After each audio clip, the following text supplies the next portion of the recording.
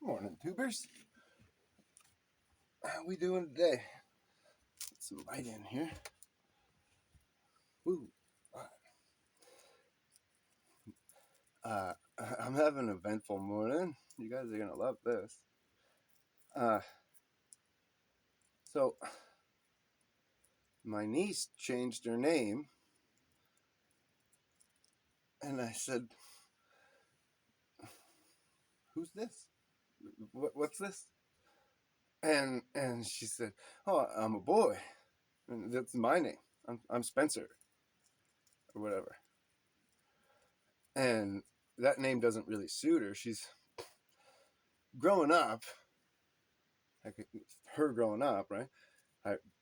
She was one of the youngers, like middle child. So I was around a lot with her. And, but she became like in the teen years and stuff, she was all thugged out. But girly girl kind of girl, but just like that tough black girl kind of attitude, you know? And, listen to rap music and all that. Anyway, so you can see where, easily manipulated. Now she's in university, and she's been in university she took the first half of a degree or something, but then she changed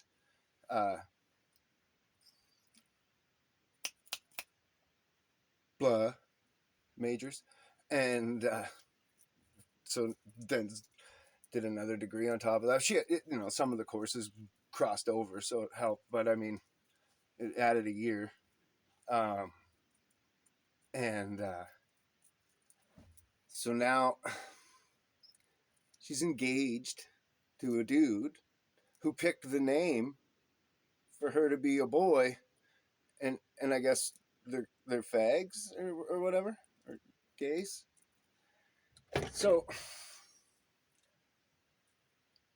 it seems to me like there's two things. This is either a cry for help, and it's like she was borderline suicidal, and they were able to manipulate her thoughts into being this. And I know that she's been brainwashed into this. It's obvious. And where she's at, the school system and stuff like that.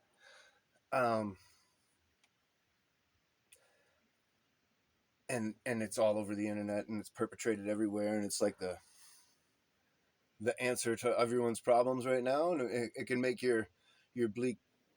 Everyone thinks that it's going to be what fills their void that they have, this hopelessness, this thing. Like, what is it? What's wrong? I remember searching for identity when I was a kid. For a while, I was finding it in other dudes or whatever, where I would pick someone, and I would like almost not just act like that. I would practice and impersonate them so that I would be able to say the things that they say exact and just the way they say them, and tried to emulate their personality as mine, as my identity, because I was lost, right? Just some teenage 20-year-old whatever going through searching to find myself, right? Normal. Thankfully none of them noticed or groomed me too much. Yeah, obviously I was hanging out with them, so I was going to be influenced. But I mean,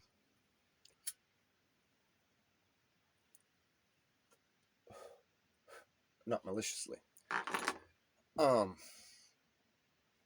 Anyhow, my first reaction was, and is this a suicidal call? Like, are you one of that?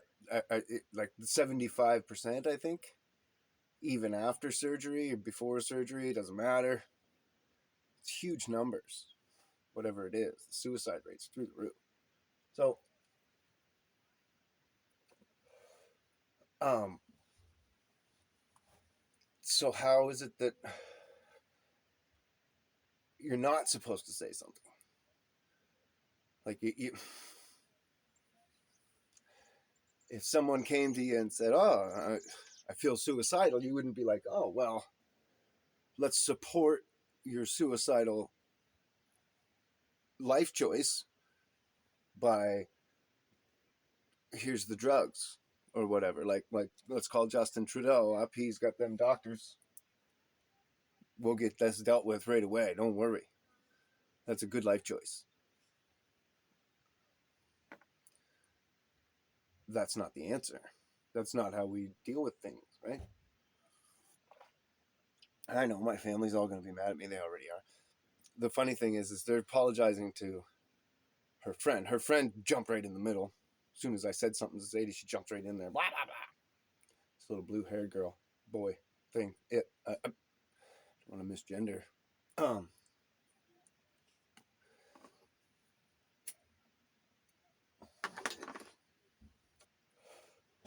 Female-born person jumped right in the middle and starts giving me shit. And we had a little back and forth on the timeline, but then I thought, I'm not going to do this on my niece's Facebook. So I went to her messaging. I just grabbed this friend and went on, and I said what I just said to you. There's a 75% chance this is a cry for help, suicide. And I have to say something or else I won't be able to live with myself later. If Sadie kills herself, and I was like, oh, better not say anything to her because it's a life choice, I would feel like a scumbag. Right? Because I'm going against my own gut feeling and principles to protect feelings that didn't need protecting, they needed nurturing. Anyways,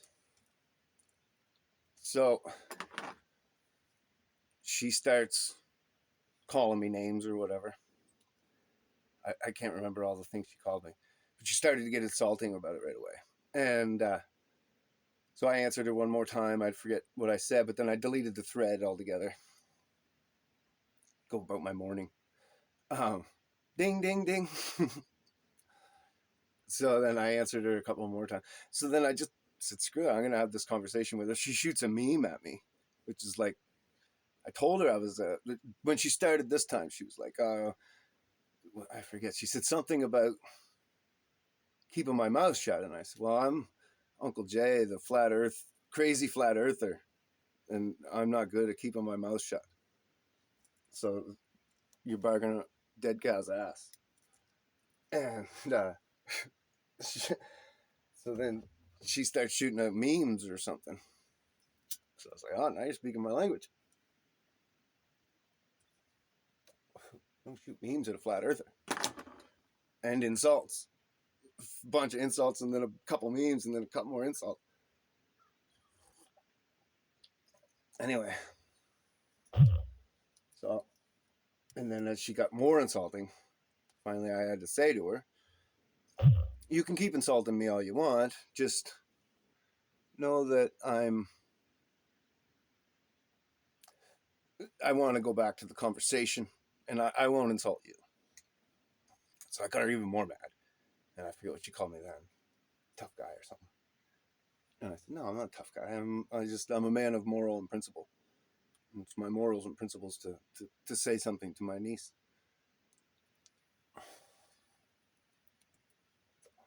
So she starts yapping again and going on about poor Sadie having someone like you in her family and this and that and all this other stuff. And I'm thinking,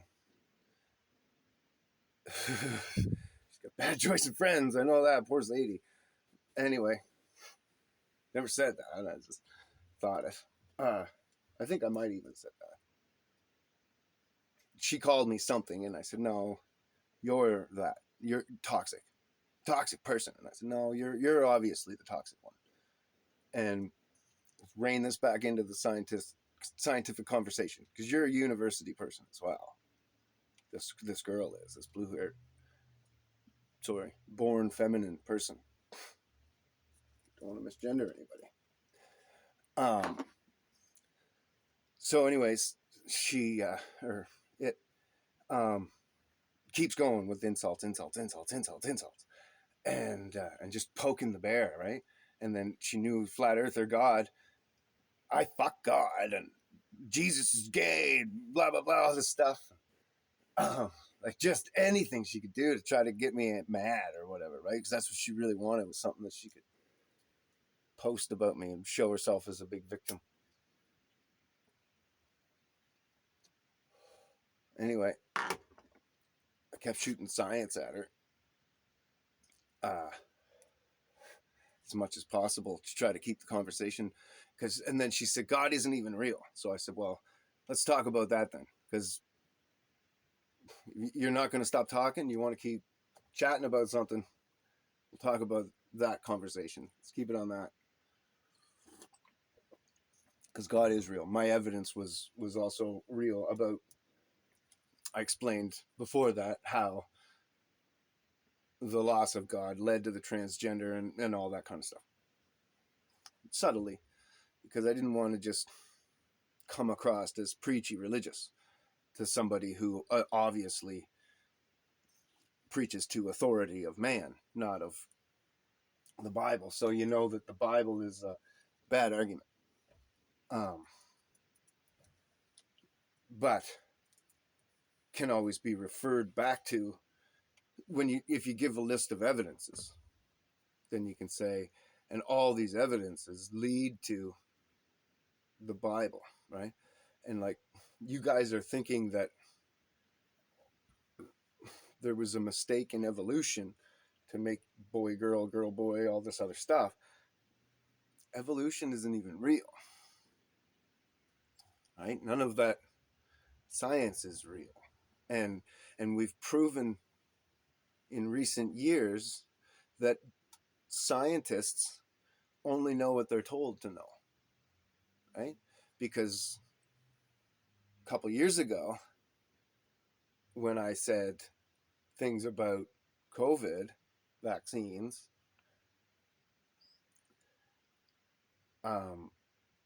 I'd be kicked off of YouTube.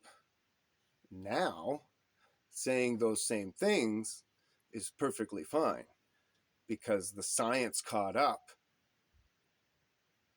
No, the talking points caught up to the truth that we knew at the start.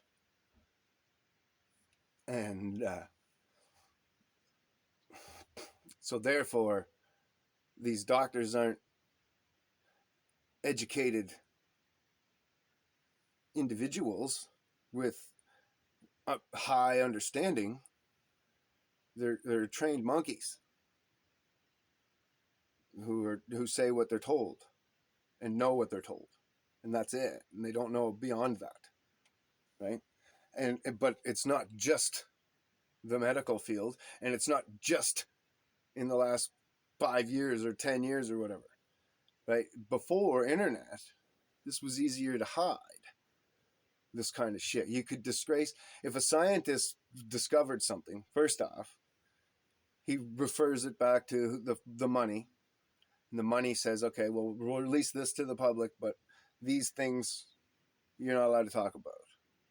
If you do, I'll destroy your entire career, disgrace you in all of the science. You'll lose your house. You'll be in debt up to your eyes. Your whole existence on Earth is going to be miserable from here on out if you say a fucking word about any of this. Right?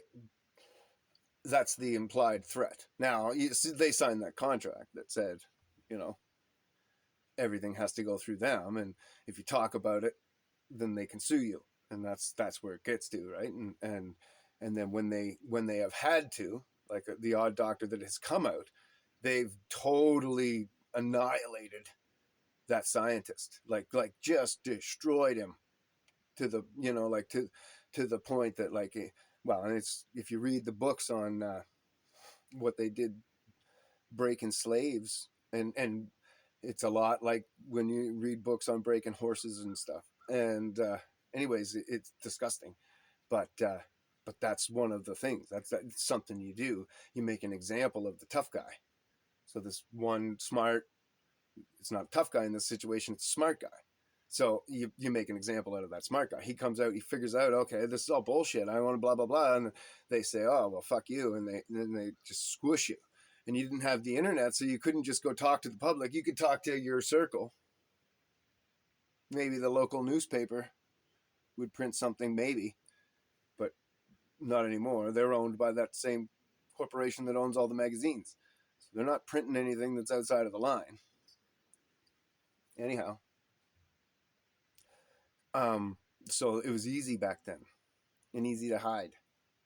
Nobody knew about it. Now we have the internet, and so they can, the disgraced doctor, he can come out and reach out to all of us and tell us immediately, and has a platform in which to do so. So, so now we're seeing it. But just because we're only just starting, that doesn't mean it just started. It's been going on for 150 years. It's well into all the universities. And like most of the teachers have no clue. No clue. When Dr. Hovind goes around and talks to these schools and stuff, he talks about teachers coming and like fucking crying. Literally, like in tears. I had no idea, they'd say. I've been teaching this stuff, destroying kids' faith in God all these years. Doing all this shit, and look at all this evidence. I had no idea this all existed. I had no idea about any of this. Because you only know what you're told. And you're told so much. Like they're told a lot. And they're told a lot of good things, like real facts, and like, but all of them are. Like they learn a lot of shit that is good. Right? But, and then they're crammed with all this other knowledge and a bunch of shit that just is just like nothing. Right? Like they do to us at school or whatever, where they're like, oh, you got to learn fucking how to whatever. Draft a business letter, but you don't have to learn how to run the business. What? Shouldn't I learn how to start and run the business? Well, no. You need to know how to draft the letter that the business owner tells you to write. That's your role. So there's what you need to learn at school. and you leave the business owning part of it to somebody else. That's not for you. It's all the same shit. It's right all the way through, right from kindergarten, and it's getting worse and worse and worse every fucking generation. And now they're with the vaccines, constant upgrade, booster, bloody blah. I'm fighting with my ex now to. I want to take my son out of that school. I don't think we were getting vaccines at 13 and shit. Bunch of extra shit. And I just don't trust them. Right? All this autism and all this other shit that's going on. Not to mention all the other vaccine deaths. And then at the Davos thing, they said they want to kill 80% of the population. I don't trust anything that you do at all. None of it. Right?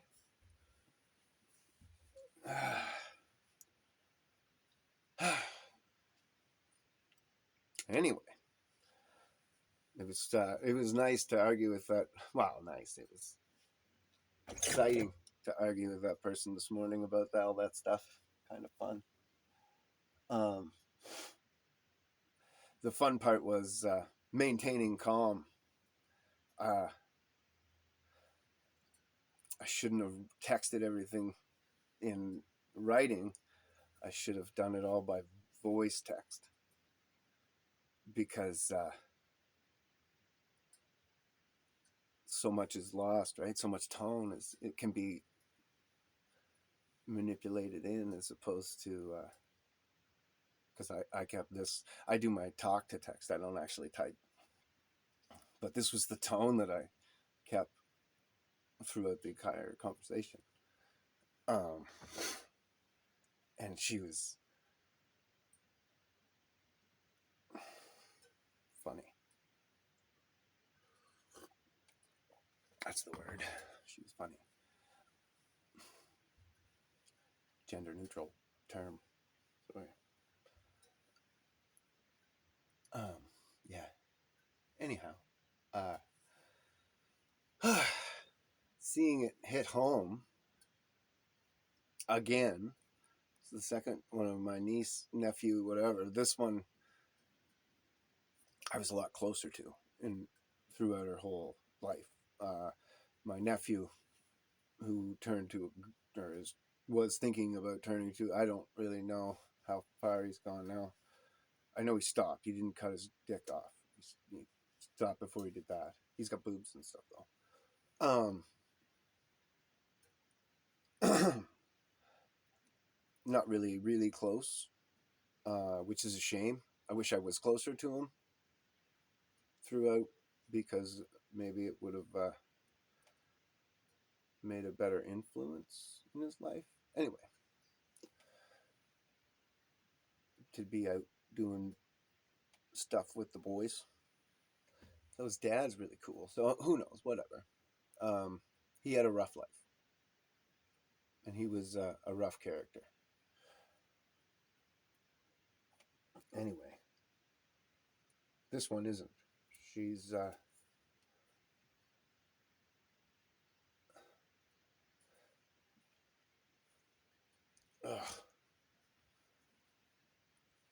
clearly she's not a boy.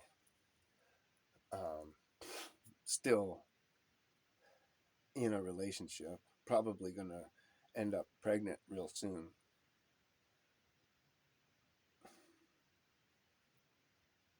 But can still identify as a boy or whatever. Which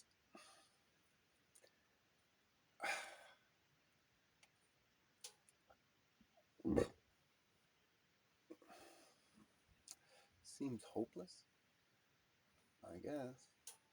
It just seems like at a point, how do you argue with somebody like that? Oh, that was the other thing. Kind of ended the conversation for me with this, with the feminine born, blue haired. At the end, I said about common sense, and I said, they have all this stuff, but if you use common sense, then this. And she's, common sense isn't even real.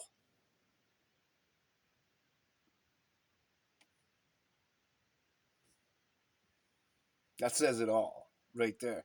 This is a university person.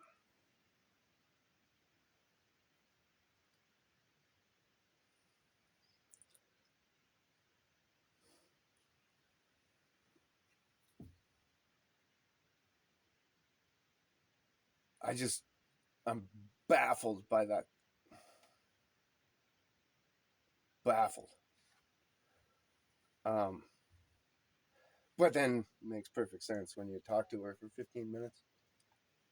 I can see how you believe common sense isn't real. Because you have none. So when you lack something, you can easily think that it's non-existent. But just because you can't obtain it doesn't mean that it isn't attainable.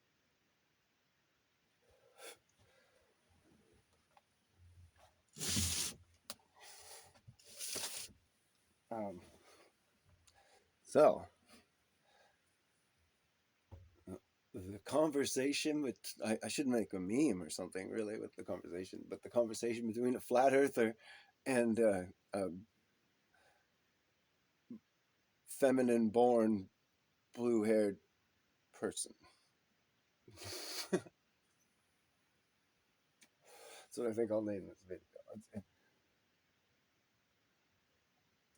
Oh, and then my family, of course, I'm sure Sadie, apologizes to, I shouldn't have said her name, apologizes to this person. And, oh, we're sorry for whatever Uncle Jay might have said or whatever. And all the things she said to me, like greasing out my family, my father, my mother, everything, right? Well, not my father, mother, saying, just insulting like that, whatever, insulting things about that heritage and family, and just thoughts and anything that she could, my religion, anything that she could attack, she kept attacking, right? And she gets an apology.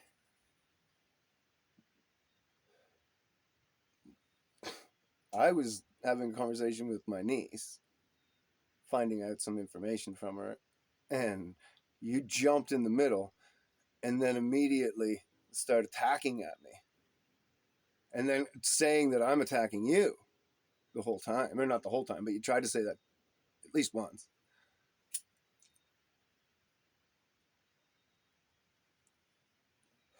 And then doing anything to try to make me angry and make me attack you so that you could play a victim. What a cliche way to, like you're trained well, I guess. You've learned the force of the uneducated douche. Or,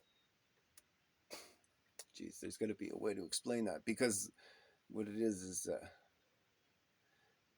know it all who knows nothing. Must be a better term for that.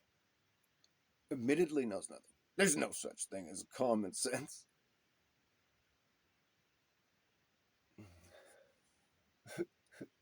And it is something that's being lost. That's why they are the first generation who's going to have a lower IQ than the previous in history.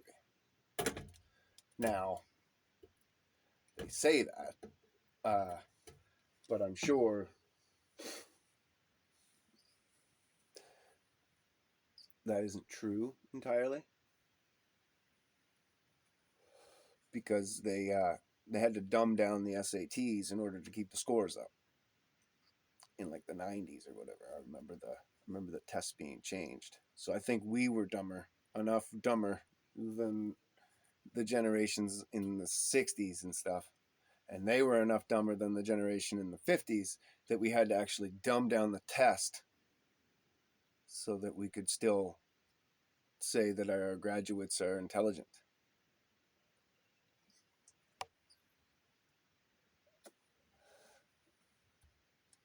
So I think that shows a progressive loss in IQ since like 1963, when they took God from the school books.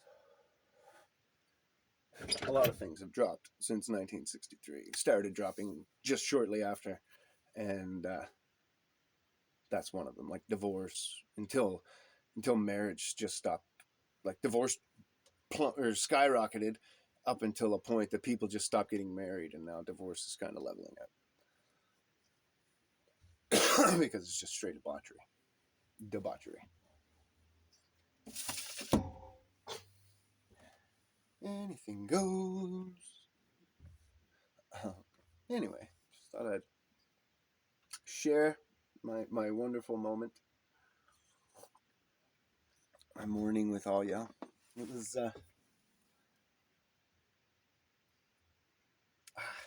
uneventful. I wish I had opened her mind more, because I said a lot of intelligent things. I hope that there's a seed of intelligence that got planted, that grows in that mind, and just flourishes, and then breaks out into this huge tree of wealth, of knowledge. And she's, sorry, I keep saying she's, and the person's whole life experience and everything about them is just through the roof better, based on that little couple of seeds. That's what I hope.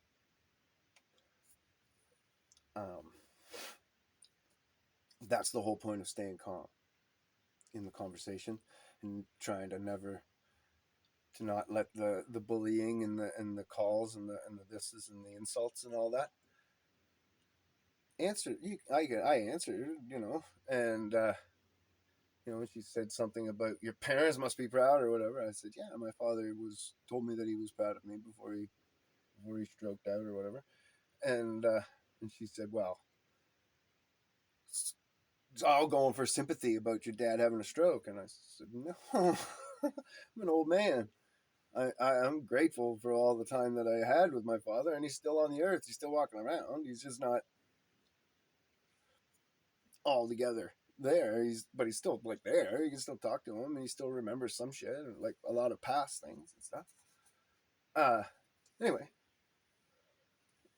I didn't say all that, but I said I'm grateful for the time I have with my father, and whatever. And I'm an old man. It's expected that I'm gonna lose eventually. Um, but yeah, it's fun. I'm glad I have all my past experience and training in dealing with hot-headed people. I've had a whole lifetime of it, really, when I think about it. When I was a little kid, my parents used to have these big house parties, and I'd be home, right? They'd put me to bed at a certain point, but I'd sneak right back out. Excuse me. And there were certain people that would I'd mix their drinks, play the music, look after the party kind of thing. And I was like the little host running around. And so they'd hide me whenever, because there was my mom and her twin sister and my dad and my Uncle Pete 50-50 would put me to bed, and then I'd have to come back out.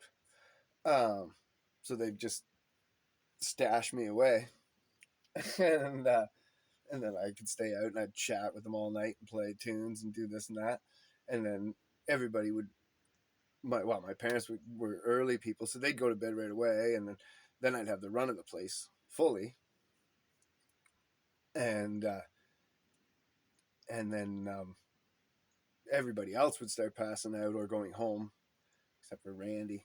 Him and I would sit up, and we would have these big conversations. But the other thing that I did was, if couples were in a big fight, I would try to get in the middle and either settle the fight one way, like if it was just something stupid that could be logicked out like that, I just navigate between them, find out what she's mad about, and then calm one of them down to make the angry one calm.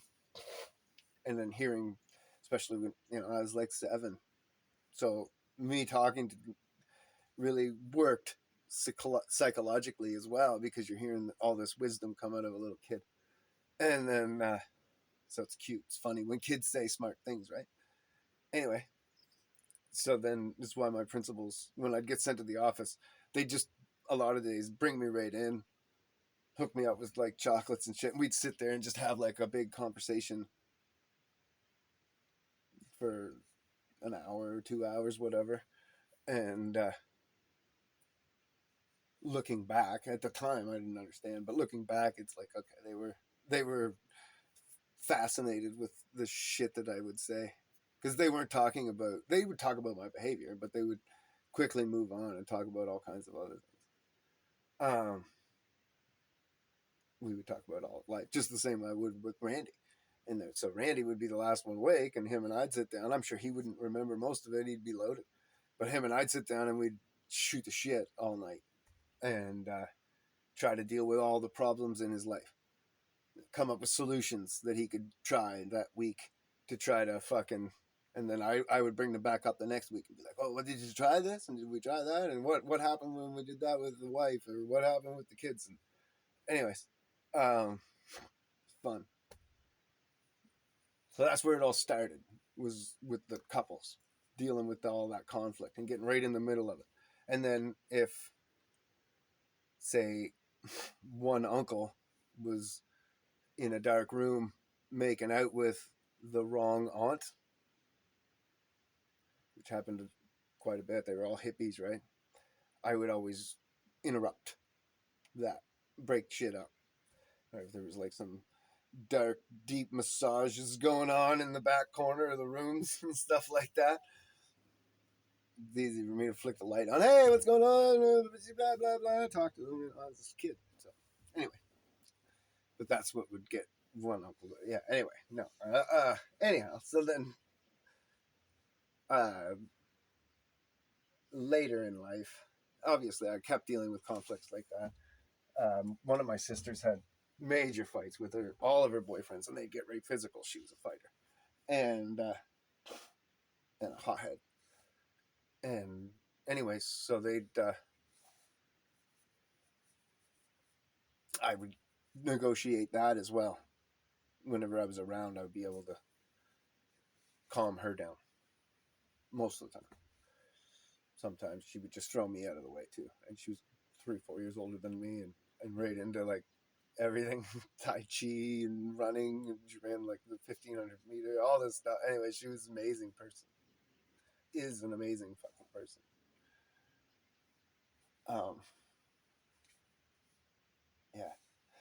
And then moving forward, uh, yeah, it started with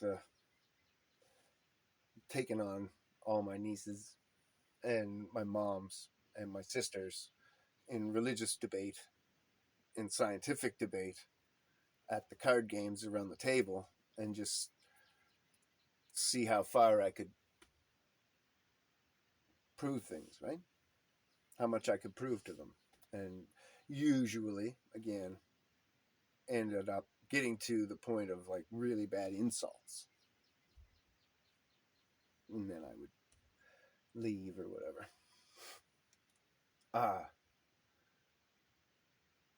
But trained me on how to take those insults really well. Or if I was lacking in knowledge somewhere and I needed to go learn something and then come back, it also prepared me for that, right? Because there are times when you just don't know, whatever.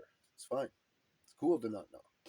Because now you've got something to go learn or try to learn.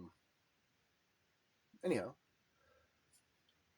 forward again, on the internet all the time, doing all the kinds of shit like that constantly. And I get hot headed on the internet sometimes on Facebook, but usually, excuse me, usually I try to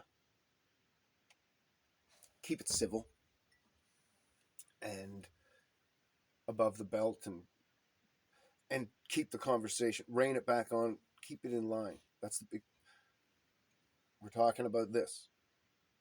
No, we're not talking about that, and we're not talking about that. Now, maybe that's a part of this, but why? Okay, no, it's not then. Okay, let's keep going. How does that work? Okay, no, it doesn't work. Okay, perfect. Then throw that out. Why are you bringing that into the conversation? How does it fit in?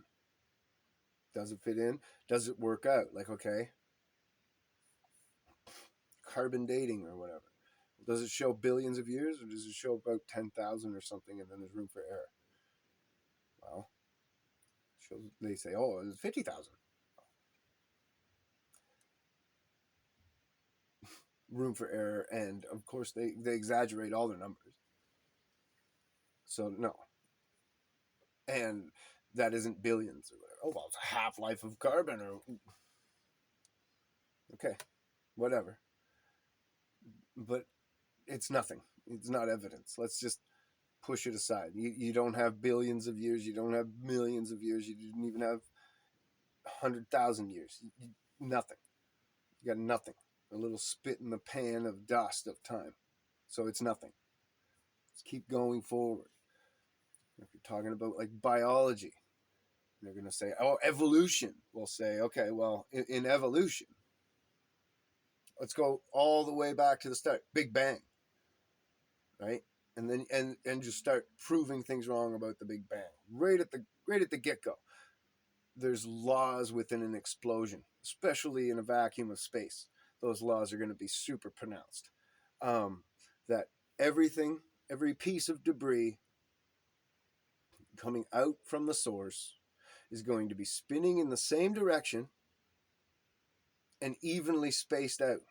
So when you throw a grenade and it explodes, and you take a picture, there's a piece of debris and like an inch of debris, an inch of debris, an inch of debris, an inch of debris, like, and that inch is the same all the way around that in 3D space. And then as it goes out further from the source, everything gets further apart from one another. All those pieces, and in 3D space, all of it doesn't matter. Everything's going to be evenly distributed, evenly spaced apart, going, spinning in the same direction, and getting further from each other as they get further from the source.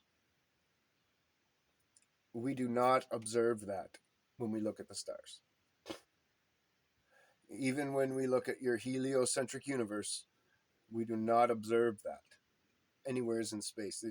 Space does not show any evidence of that. There's big clusters of stars and planets and moons, and then huge, vast, empty regions of space, and then another big cluster, and then huge, big, vast, empty regions of space, and another big cluster.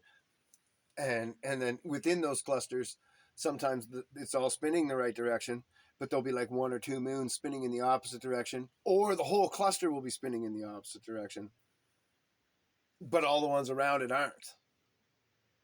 Right? And see, God did it that way to make your theory look stupid. Right? He did it that way to disprove you. Like, I did this. The great I am.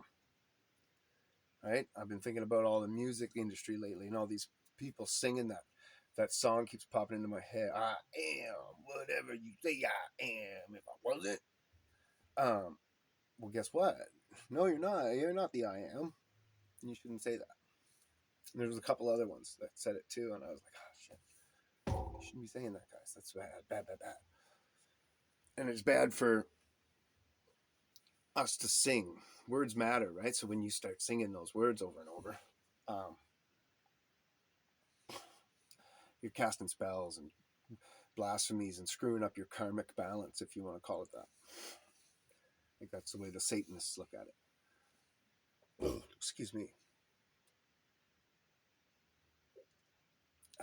So, anyways, and that's why you want to keep the conversation on the track, and always go to the root. So now I disprove that it was an explosion. So let's move on from that. You keep talking about evolution still, I'm sure. And you can say, well, maybe we're wrong about the explosion. Maybe whatever. Maybe there was a God after all, and he created the explosion, and blah, blah, blah, blah, blah. Well, that's all well and good, but he would know that when he inspired the people to write the Bible, he would have known what to get them to describe, and that's not what they described.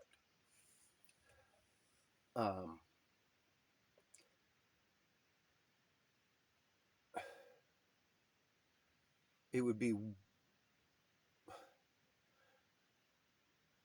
no, it wouldn't. Anyway, that was just a random thought I was going to shoot out, but I'm not going to say it. That would be a bad thought to put into the universe. Did you ever notice that if, like, say if I have an idea, I get ideas for like innovations all the time, and I'll look at something and I'll be like, oh, you know what, that and that should be one thing, and we could do this and that, you know, and I could see it all in my brain, how to build the whole unit or whatever, except the mechanics of it I might not be able to see depending on what the units are, but I can see the combination and how it would go together better, and maybe delete two pieces of equipment to make one piece of equipment that's superior in many ways. And and then you covet that in your head and keep it to yourself. But then if you were to go and you talk about it with whoever, just say your buddy, not here on YouTube, because obviously if I said something like that on YouTube, well, duh, of course it's going to be stolen. But I mean, or whatever, used. It's not stolen in this case. So then when you talk about it with your friend later, and you say it out loud and put that energy and that idea into the world, um, it's a resonated idea now, and so it's going to find a host to make it happen, as opposed to if you were to keep it to yourself, you can covet it for yourself or whatever. But if you're an inventor, or if you're an idea person, but not a hands-on person or whatever, and you can't bring your ideas to fruition, um, and then you say them out loud, the universe will grab them up. But it's you've set it into the frequency of the world. It's all frequency. So now when you say that, that sound frequency is resonating throughout the whole plane of the earth, and it's going to find a mind to get into and be made. It's not like it's a life form, but it's now a part of this web of energy, and it's in the vibration of the web, and it's going through all the spider web, all this, like all the spider legs that encompasses the human brains, and it's going to go through every human brain now, right? And it's just going to resonate through your brain as it goes through the universe, and you have an opportunity at that point to keep it and put it into the physical earth. So it's not like it's not actually consciously searching for you, but that idea is now spread throughout and can be put in every mind.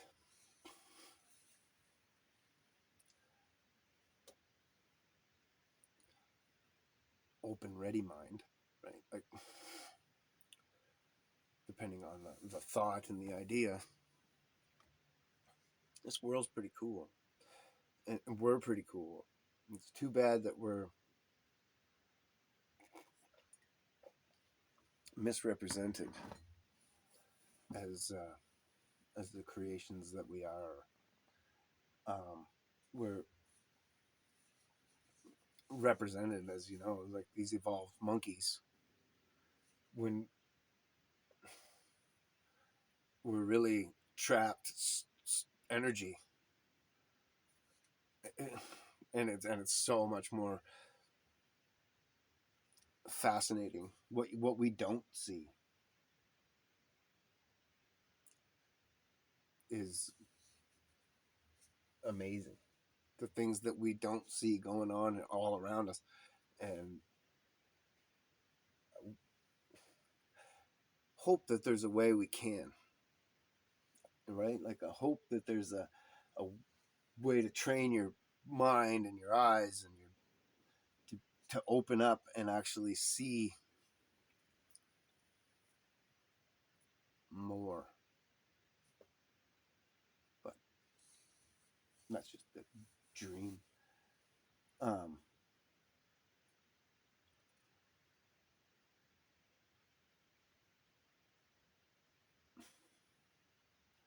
Because it's not in any writings that I know of, that one. It's not like a gift of Christ or anything, to be able to see the spiritual, the frequency of the earth, and to be able to actually see what's resonating around. It's not even in alchemy books.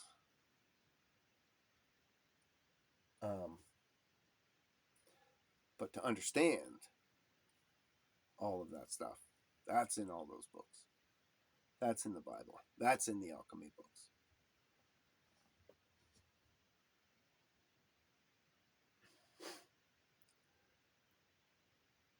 And it isn't common sense, unfortunately. I wish it was. Wouldn't that be great if we were all at a young age taught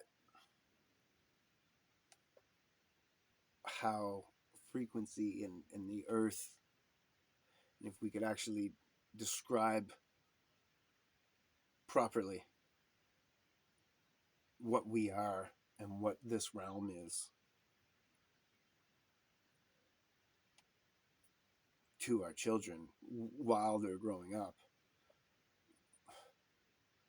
Kind of amazing things would they be able to do? Like superheroes. There it is. Like there, it's all in knowledge, right? And my father had a really strong mind, and he always said, "Mind over matter. If you don't think about it too much, then it's just heights.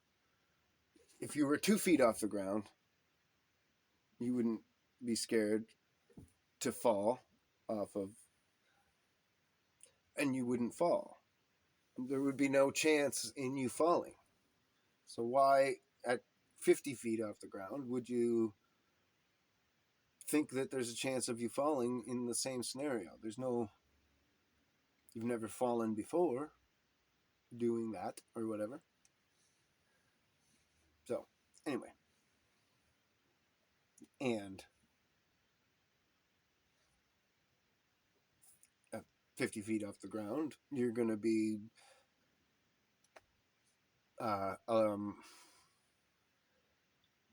more aware of your body movements, what you're doing, so the chances of you falling reduce even more.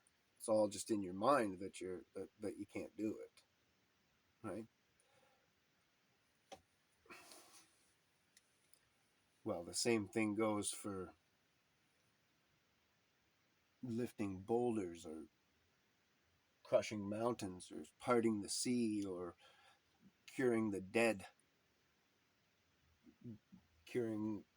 calling out demons or any of those things, like all the gifts of Jesus and all the gifts of the 12 tribes. When you read about them and what they did, it's all there. It's all at our disposal. It's just a matter of knowing. So a generation raised properly would be amazing. I am going to say goodbye now because I'll probably run out of space soon. But I'm going to keep going because I think I just had a thought. I think I had a thought about something, but I might have lost it because we were talking about the 12 tribes and the generation raised properly. Oh, but I don't think we really have time because if you look at the Bible prophecy and then look at the Hebrews, so it says that Second Egypt will last 400 years. And then the Hebrews will wake up and in one mind they'll ask for help from God and he'll come down and help us. And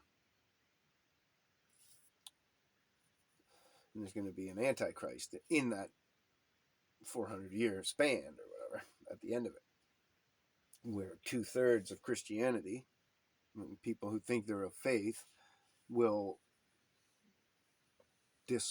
walk away from the faith and disregard it and go to the antichrist just before the Hebrews will all wake up at about the same time, and they'll be the souls needed to finish the count, and Jesus will come down or whatever. However, that will unfold. Now, and this is why in 2019, there was the big attack um, with COVID and all this other stuff. Well, that actually lines up with the first Hebrew slaves to be brought to Second Egypt by ship.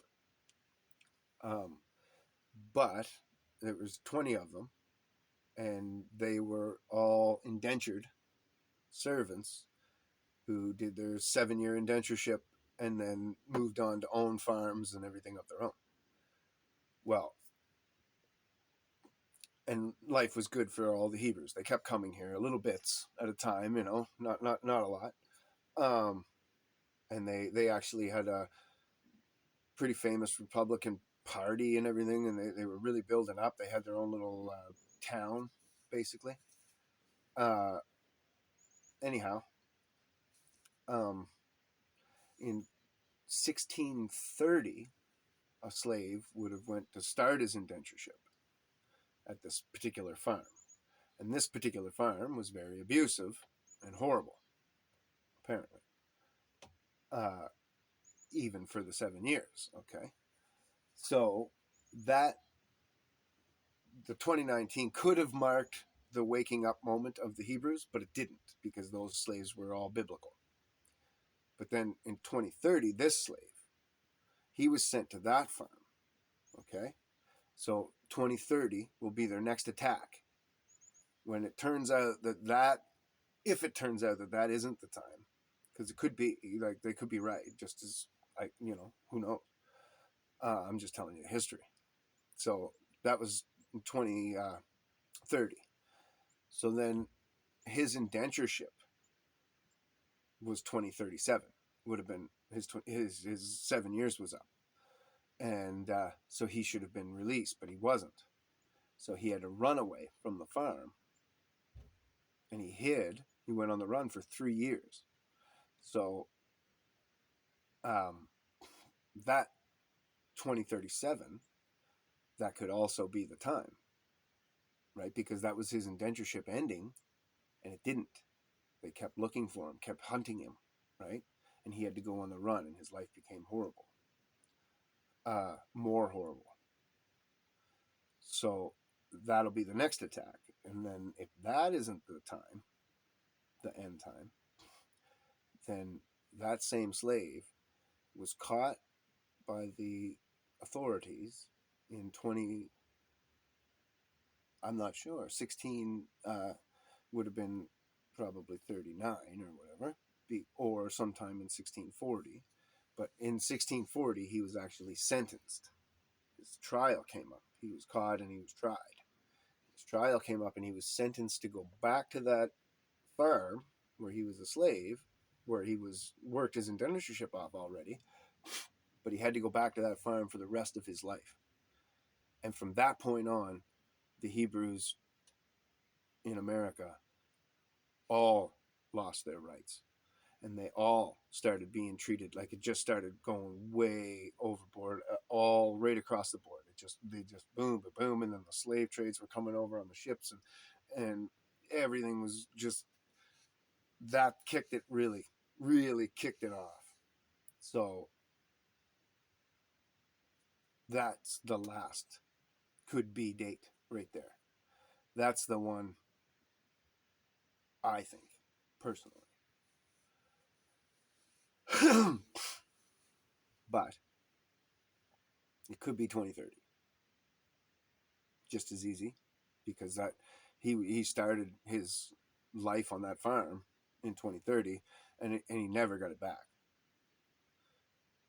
But from 2030 to 2037, he was there willingly as an indentured servant, as willingly as you can imagine, right? Willingly an indentured servant. I don't really know how that works. Whatever. But um, the way I see it is that you're giving up that 7 years because for the first 4 years, you're an apprentice.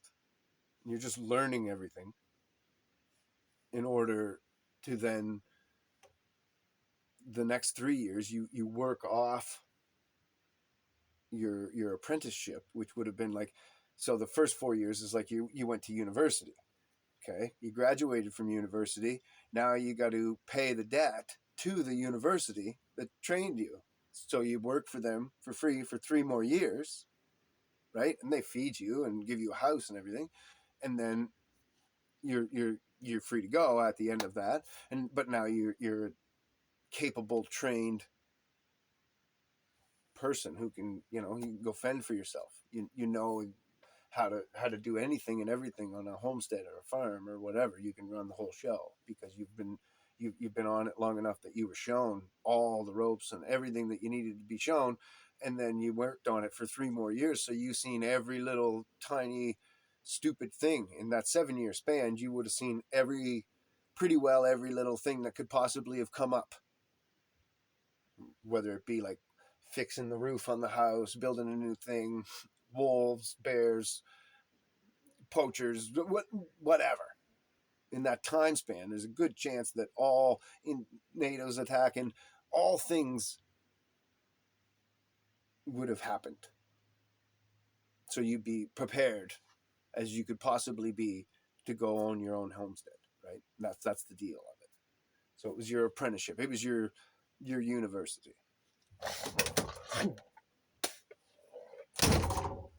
So that's an indentured servant. That's what it is. Anyway, so the 7 years could be voided out because, like I say, that he was actually there doing his 7 years indentureship that he would have been there for, and that's why it could be at 2037 because he went on the run.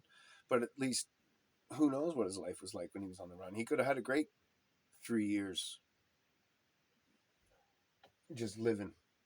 Back then, you just go down the trail and whatever. And you get a town or so away, and you're just a random face or whatever, And if you keep going, get a few towns away, you're really just a random face.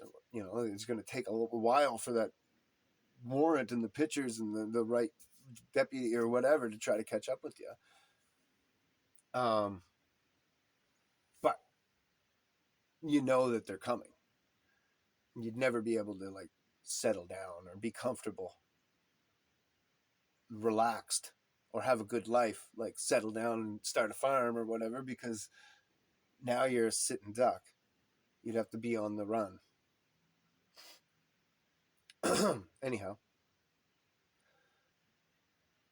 And then, but then the sentencing at the end of that was when not just that farm was involved, and it wasn't just that one particular farmer who was a dick being involved. Now the whole court system of the country stated that this person doesn't have rights, and he doesn't deserve to ever be free, and he's now property of whoever. And that's why I think it's 2040, because it wasn't until then that all of America, Egypt, was actually involved. Egypt, the word means bondage, right? It means slavery. That's the definition of the word Egypt. And to the biblical thing, right? So, second slavery, second Egypt. So if you were to refer it to the country, like we did in the first Egypt, well, America should be called Egypt. So that was the second Egypt, or that is the end time prophecies. That's when the actual end time. And you'll have to read it yourself to get the exact timeline, because it is so exact. like to the day. If you read the Hebrew books and stuff, in the Jewish books, they say, and we will be persecuted for 7,000 or 1,074 or whatever days or whatever. Like it is precise, man, big time. And but they also say it. They say it a few times throughout the scripture or whatever, and or a couple times. So they'll say it in days, but they also say it in years, and they say it's 3 years. But then they say later when they're describing it, it's this many days.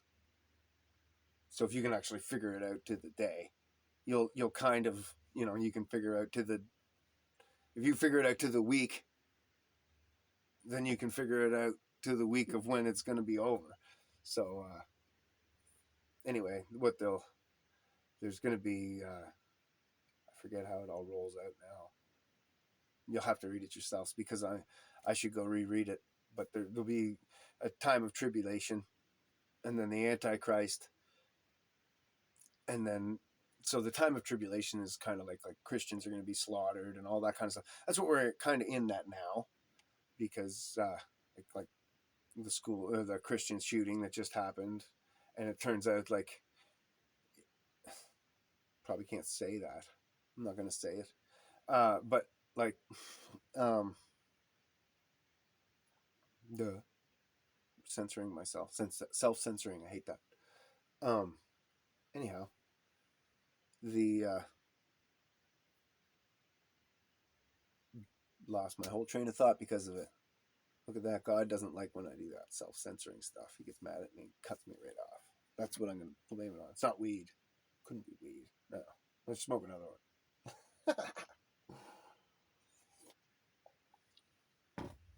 one. Yeah. Okay, guys. So that's your end time prophecies. And as far as it goes, it's 3 years of tribulation, Antichrist, or 4 years of tribulation, Antichrist, and then 3 years of Antichrist, where all the Christians will fall away, but the true Christians will still be in persecution and will be like living in the woods or whatever. But everybody else will be in the 15-minute cities.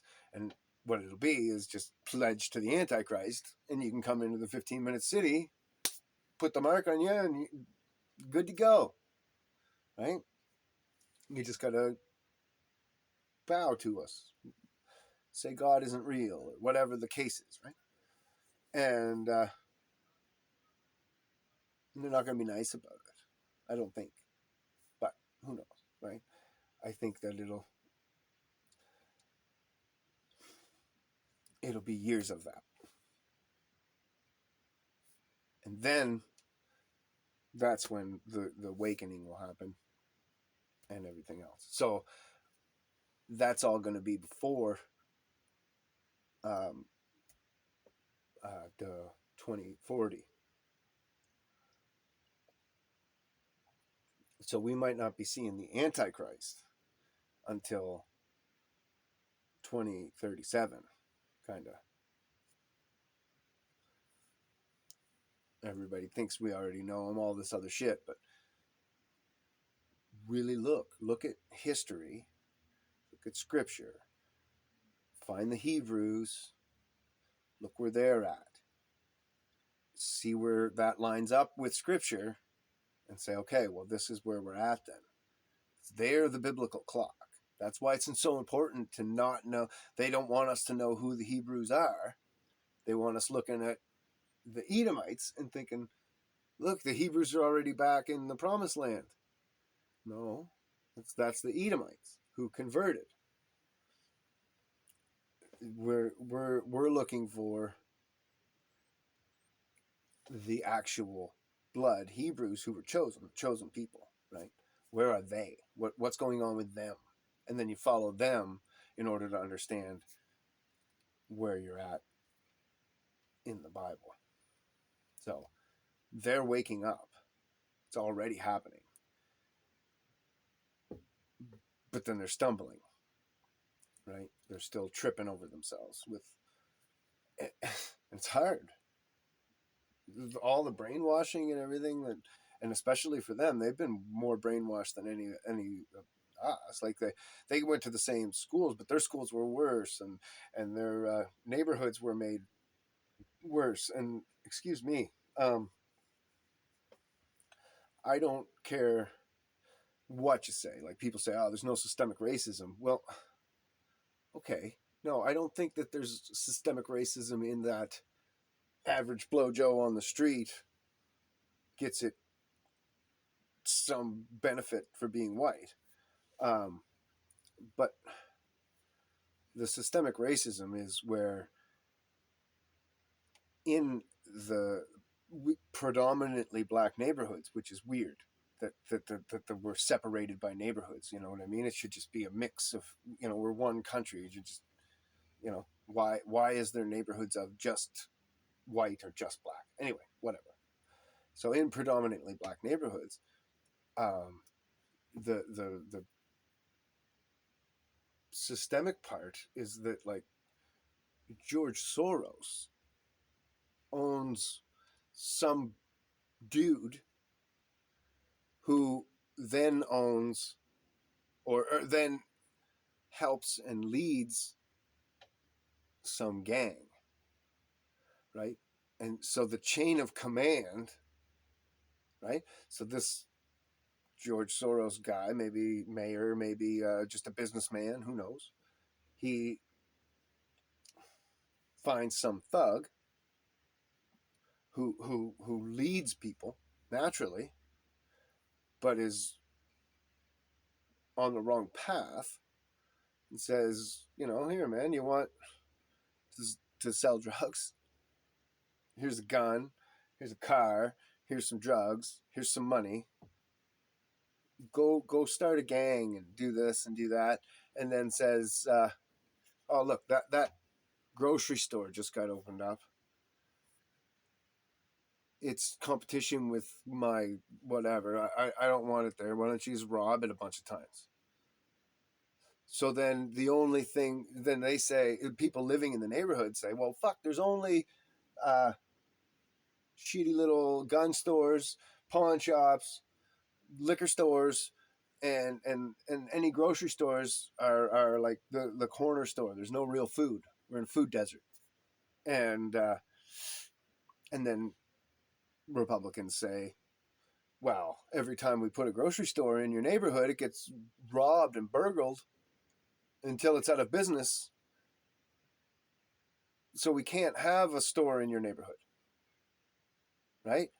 But meanwhile, in the background,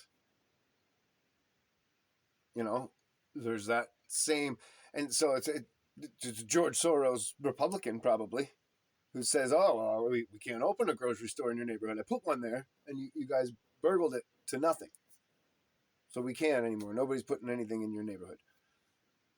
Meanwhile, same cronies working for another crony, working for the same overheads, who's actually funding the criminals and getting them to burgle that store out of business. And it's not just one businessman.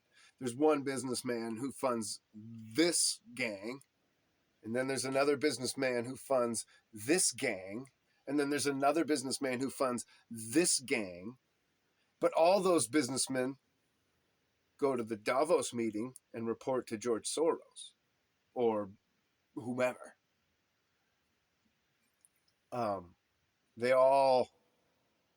They're all on the same page at this top level, but all these gangs are warring with each other at these guys' request, and these guys probably don't even know half of why they're being told to do this. Like, they're probably thinking that it is just good business. If I have this gang put my competitor out of business, then my little corner store is the only grocery store around. They have to buy my stuff. Don't rob my store.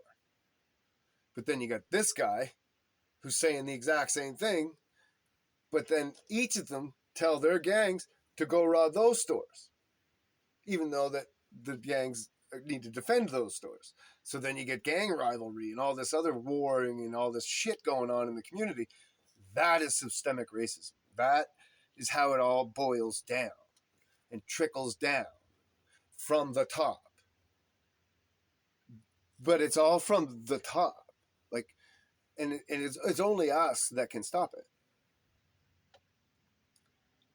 right? Like the guy who's the leader of the gang needs to say no, or the guy who's joining that leader of the gang needs to say you're not cool, right? But at the same time, they make it rap music and make it cool to be in that gang, and they make it cool to not have a father, to leave your kids or whatever, to not be a father. So they got no role models either, these kids, which makes them victims, easier to victimize, right? This is a lost kid, right? I don't. Wow, I came a long way in this hour and 15-minute conversation. If you guys made it to the end of this, God bless your soul.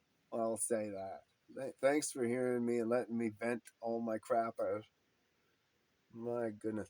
I'll probably end up in re-education camp here real soon. I am Canadian after all. I think about that. That is like kind of a worry. Though I guess maybe I'll be happy about owning nothing when I come out. Good old frontal lobotomy or something.